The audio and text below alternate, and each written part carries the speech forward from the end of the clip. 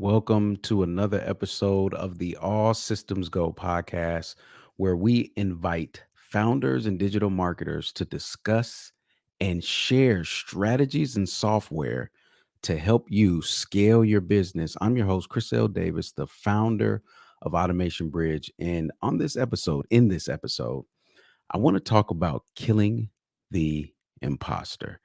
And I did not know, I have to admit, I did not know of the imposter syndrome until maybe 3 years ago in my life. I believe I have definitely participated in the imposter syndrome in the past. And as I've just been working with various companies and startups and just been put into a lot of interesting positions to say the least. I've come to realize and know this idea a little more intimately so that it's not as, let me say, it's not as common as it's used in the marketplace, right? You know, you can hear these terms and then they don't really mean much to you, but you use them or you you you feel like you can relate to them without experiencing them. So I've actually experienced the imposter syndrome as spoken about and overcome it. And here's what I want to share. I want to kind of share how I did it, but not in there. I want to also talk about the implications it has on anybody providing the service of automation. Okay, I want to make it specific to automation. So just out the gate, I want to let you know there's three words that will solve you from participating in the imposter syndrome. And for those of you who don't know what that is, I'm not going to give you like the scientific professional definition of it. It's essentially faking it until you make it. How about that? We've heard it. Hey, fake it till you make it. Don't let them see you sweat. There's an element of that that is required in just about anything that you do in life, but it also needs to be balanced. It really does. So I do not participate in the fake it till you make it mantra at all. I believe that you can, let me not get ahead of myself. So that's that's the imposter syndrome, is putting on a show, or let's say selling a show that you cannot perform in. All right. So hey, I'm this big movie box office, and then you show up and you're like, sorry, everybody. I'm not that person. That was all, what is it? Deep faked. That wasn't even me in the trailers. So that's the imposter syndrome. And there's three words that'll help you. That'll help you. I don't know. And what I'm telling you is this: you don't have to say those words to somebody, but you have to say them to yourself. Okay. And when you say them to yourself, you have to own it. Okay. You have to own the fact that you don't know. And this is the problem. Most of the people who participate in the imposter syndrome are not embracing that fact. And in all actuality, they're not being honest with themselves. And I don't know about you. I do a lot of work, personal work, professional work, mental, all of that. I'm a fan of therapy and everything. And what I've learned to be true is that nobody will treat you better consistently than they treat themselves. So if somebody's not honest with themselves, you cannot expect them to be honest with you consistently. It has nothing to do with you. And what am I doing? Am I not a trustworthy person? Is people tend to take that weight on, but it has nothing to do with you more than it's their inability to acknowledge in themselves what's taking place. So if I'm not going to give it to me, if I don't love myself, if I'm not honest with myself, if I don't do these acknowledgments in myself, I'm not going to do them for you. What do I look like lying to me and telling the truth to you? Right? Like, what? That doesn't even seem right. I've got to be consistent. People have to be consistent. We're actually psychologically wired that way. So, anyways, this is not where I'm trying to go with this this podcast. It's just a little parenthetical insert. And what I want to say is this: I don't know. Saying it to yourself is what begins the process of killing the imposter. Okay. And what I want you to focus on to help you say that is Tony Robbins. Tony Robbins said this many years ago, and maybe some of you were live, maybe in the room when he mentioned this, but it's something that stuck with me. I kind of like heard it in passing, and at the time, I didn't realize how powerful it was until later on in my life and in my career.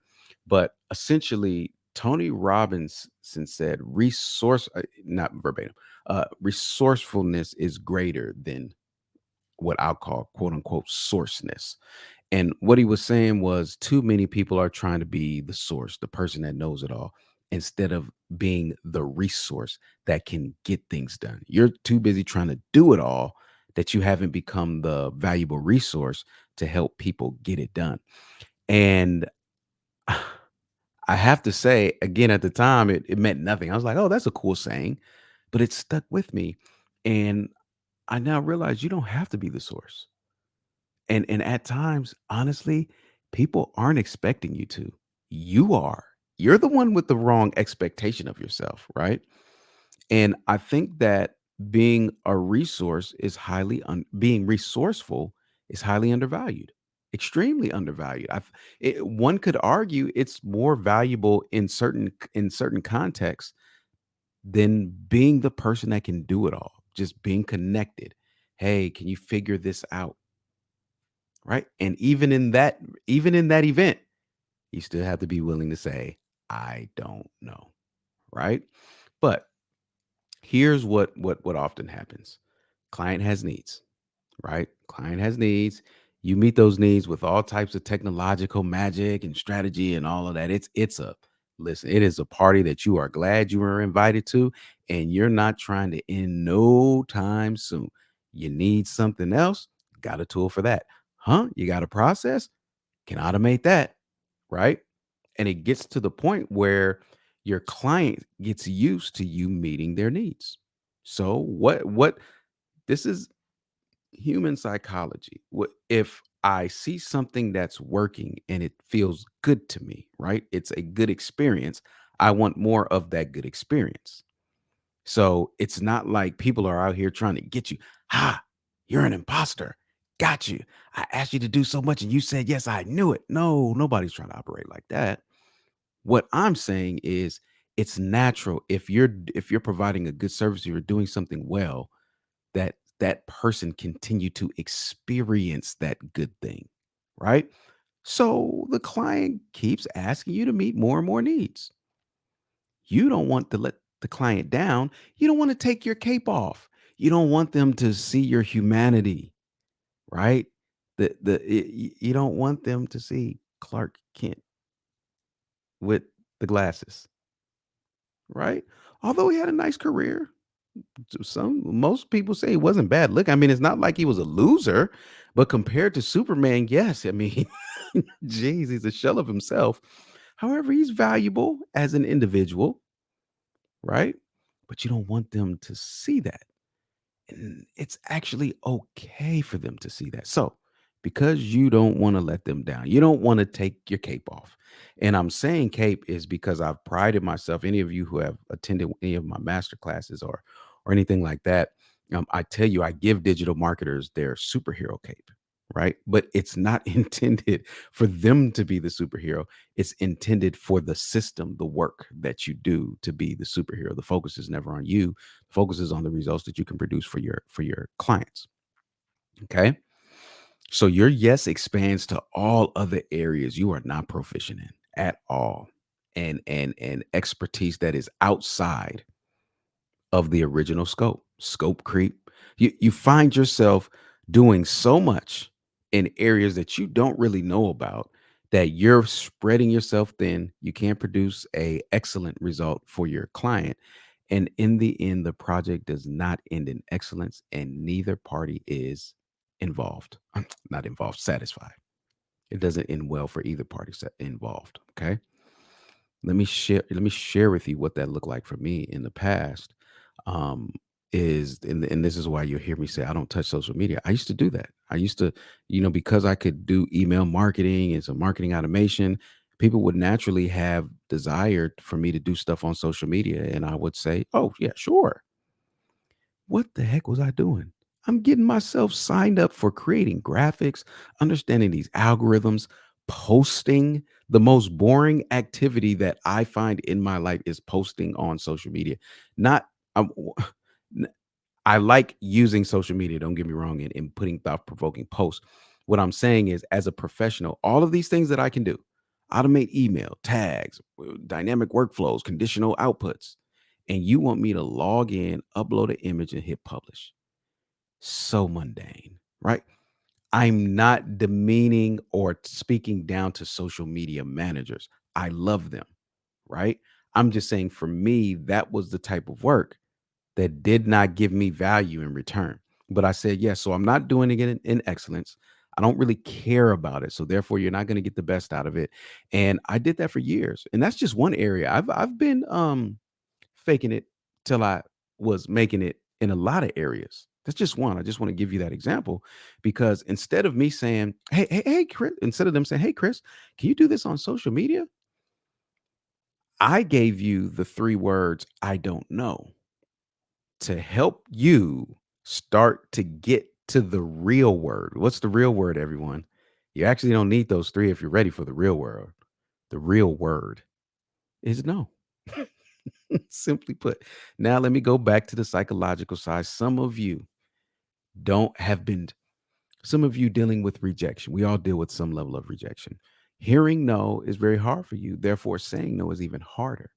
Hence why you don't have boundaries. Hence why your clients and their projects don't have boundaries. Hence why you find yourself under the imposter syndrome in your life. Now, I'm not here to solve all your mental problems and I'm not here to diagnose you. I'm just here to give you one use case, one possibility of how this is happening in your life. And just know that imposter syndrome is sabotaging your career. Okay. Now, all of that is fine and dandy. That could have been in a self-help book. That could have been on some other podcast talking about personal development and mental awareness and health. Why am I talking about this on the All Systems Go podcast where we specialize in marketing automation? Because there are repercussions to automation when you operate like this. 3 main ones that come to mind, but definitely more than that. And then one I really want to drive home. One is it results in a lack of faith in technology for the business owner when they hire you, especially if you're an automation service provider. We don't do this, by the way, so it's okay. We're not perfect. Don't get me wrong, but we do a very good job of not showing up in the marketplace like this. Um, when someone hires you, they're putting a lot of confidence in you. And when you start to propose technology and promise results from that technology, you're setting a bar and an expectation and it's not met.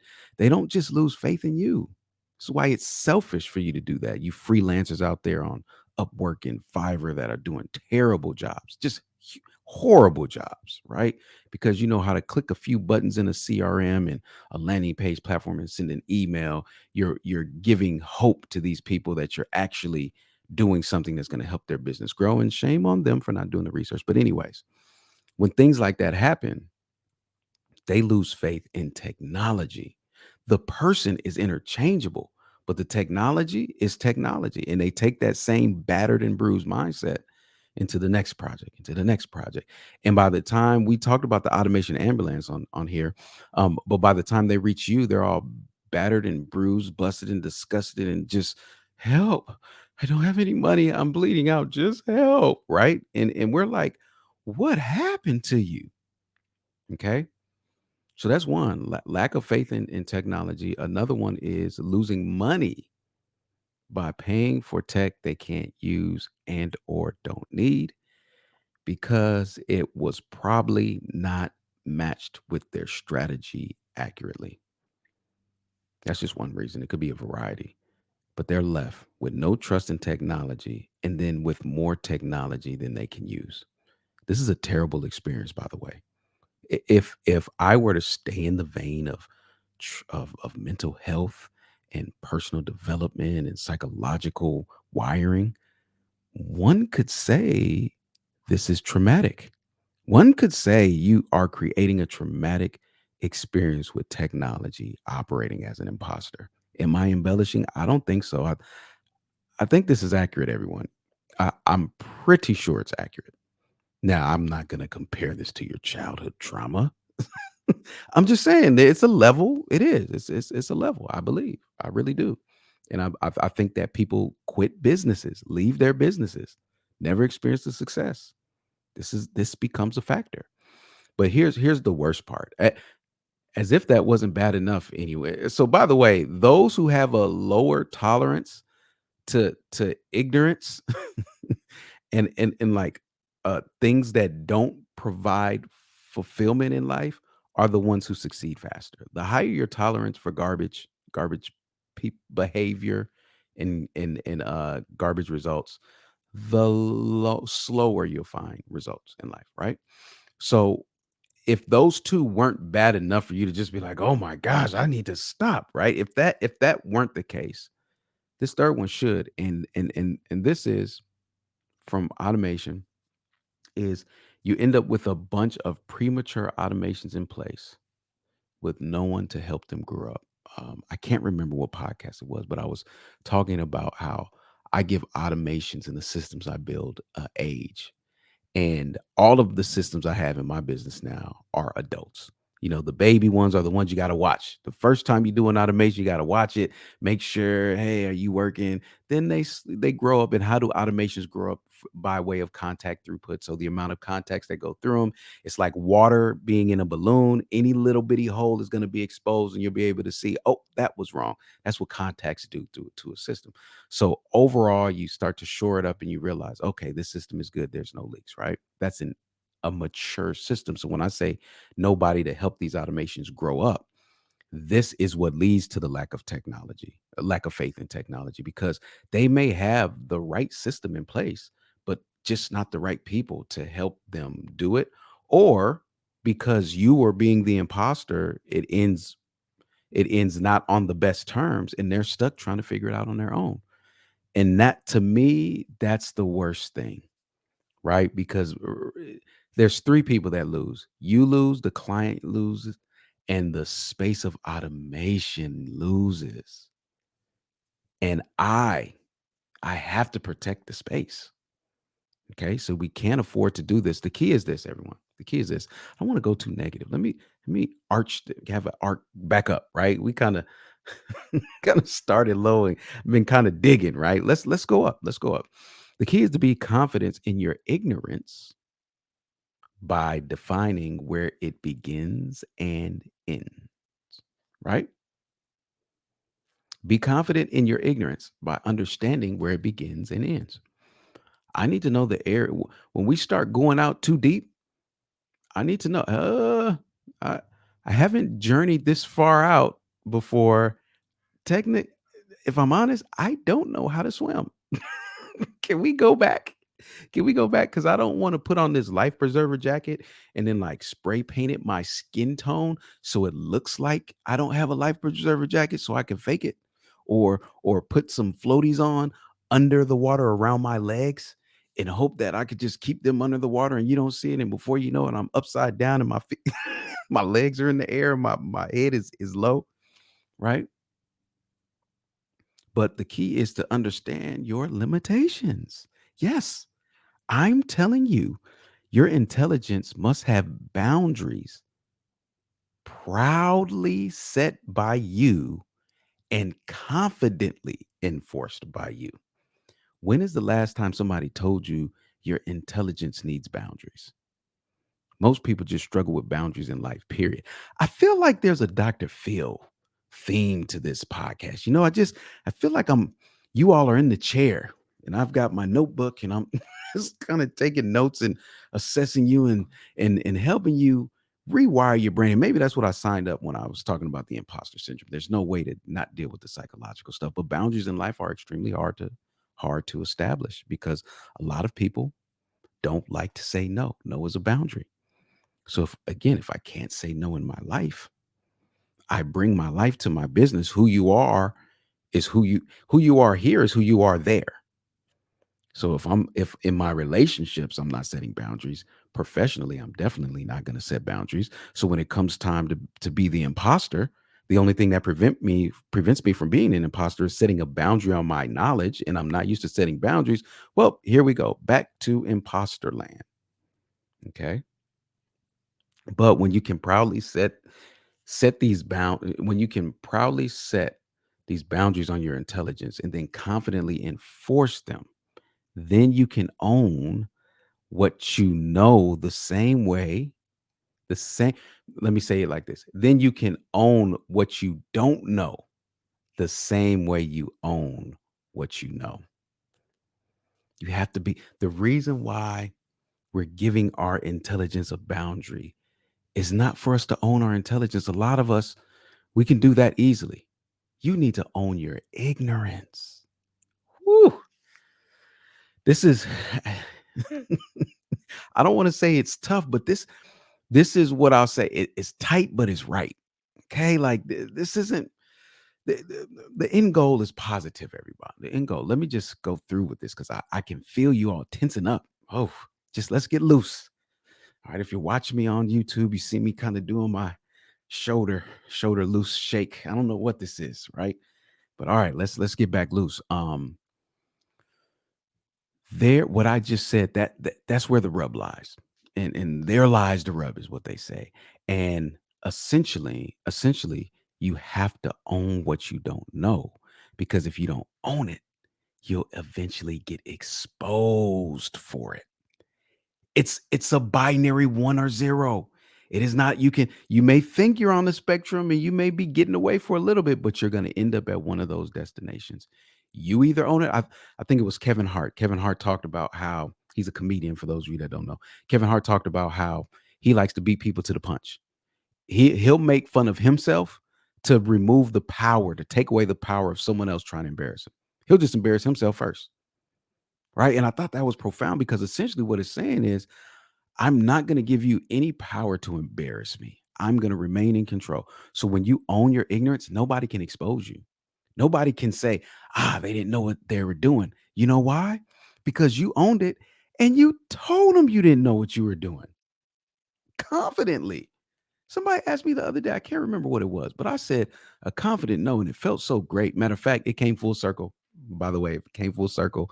We were talking about social media. Somebody asked me to do something on social media, and I was just like, I don't know how to do that, and thinking about it makes my head hurt. This is what I told them. I wasn't afraid that they would be like, "But Chris, you're Chris, like the Chris, you know, automation. You don't know how to do it on social media." I don't. Yeah, you're right. And guess what? Just thinking about it makes my head hurt. Yes, I don't sleep in this cape. In fact, I don't spend as much time walking around with this cape on as you believe. It's not as comfortable as it looks, right? And I was at peace. And I'm gonna tell you why this is powerful in a minute. But when you're able to own your ignorance and provide that value of ownership to your clients, what it does is it leaves space for them to get the true help that they need.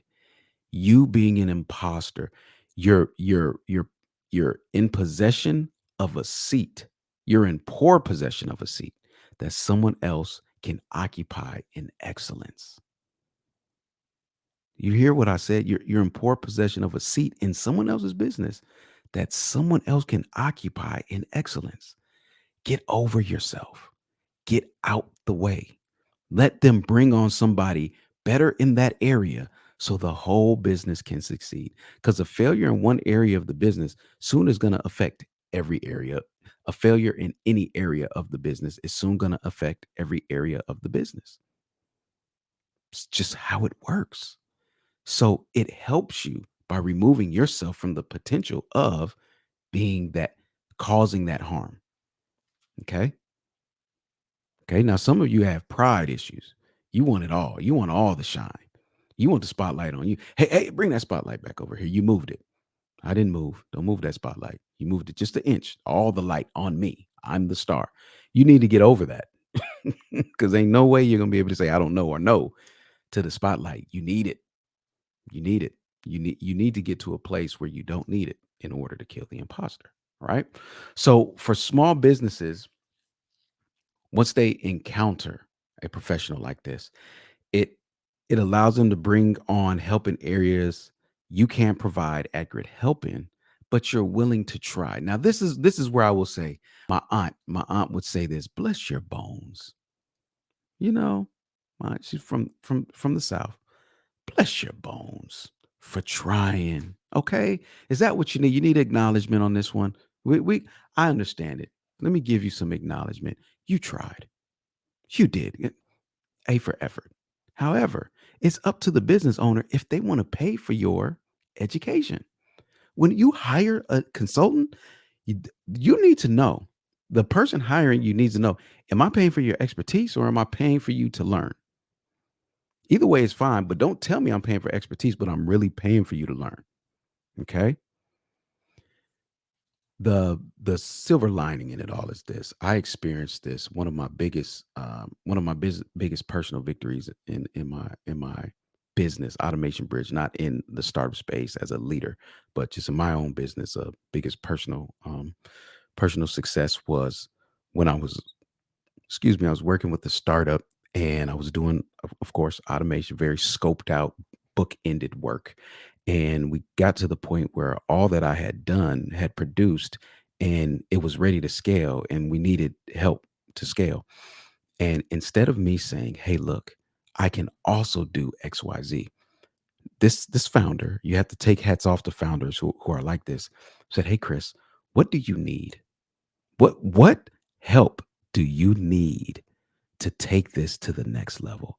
And what he did was he gave me an opportunity to take off the cape. He gave me the opportunity to be vulnerable, and to really not occupy a seat that I couldn't occupy in excellence. And because I had been working on everything that I'm telling you all, I told him the exact help that I needed. And it ended up being like an external agency that came in, and XYZ worked well with the agency. Right off in the sunset, millions of dollars generated. That's that's the power of killing the imposter. Guess what? It did not diminish my value. In fact, it increased it, because then after that came back and asked me, "Hey, do you know anything about websites?" Who was that tempting? Who was that tempting? Because I was a previous web developer. And I'm like, yes, I do. But I'm not operating like that in this season of my life right now. Right. So I said, no, but I can help. Right. No, but I can help. And what that ended up doing, they were able to bring on a web development company. And I was able to interact and engage with them and make sure that things got built right. Let me tell you the amount of weight that was on me while all of this was getting done. None. None, no weight. The weight was all on the help. And I was helping to help. Long story short, everybody won. It was the total opposite of what I said would happen if you let the imposter in and you let them take over. Okay. Everyone will lose. They're guaranteed to lose if the imposter is present and they take over. Okay. This is why it's so important for me to tell you now. If you're in my community, you're an automation service provider. We talk about this all the time. Saying no, getting clear on your client, setting clear expectations, scope, all of that. This is part of it. You have to be able to own what you don't know and be confident in it. And every time somebody tries to call you smarter than what you are, take it as a compliment, but you don't have to own intelligence that you don't have. You don't. It's okay. It is literally okay. So, in my experience, again, I don't hear these terms and be like, oh, wow, that's too bad. No, this is from my personal experience as an imposter, how I broke through and some of the results that I was able to do, for that. And I'll tell you what, in the same situation with the startup that everything worked out, I am a I did not leave a single stain with that company, and I didn't do everything. I was a source for some and resourceful for the rest.